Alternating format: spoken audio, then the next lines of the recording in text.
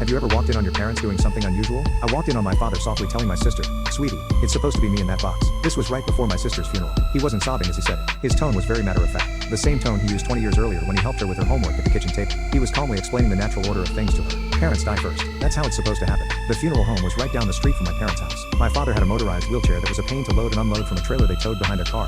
So he decided to just ride his wheelchair down to the funeral home. He got there first. I drove my mother and we had to make another stop to pick up my grandmother on the way. When we got to the funeral home, my mother and grandmother waited in the front of the funeral home for some other relatives. I went in to look for my father. He didn't see me come into the room behind him. He was sitting in his chair, next to my sister's open casket, touching her hair and saying those words to her. At the time, I didn't realize the significance of what I'd heard. I was more shocked by seeing my sister. I hadn't seen her for a few years before that. The mortician did a good job. She looked like she was just sleeping. Anyway, I left the room before my father saw me. The more I thought about it, the more significant his words seemed to me. After his funeral, about a year and a half later, my mother told me that he was never really the same after my sister died, that he just kind of gave up. He was sick before that, but at least trying to fight it. He didn't try to fight it afterwards.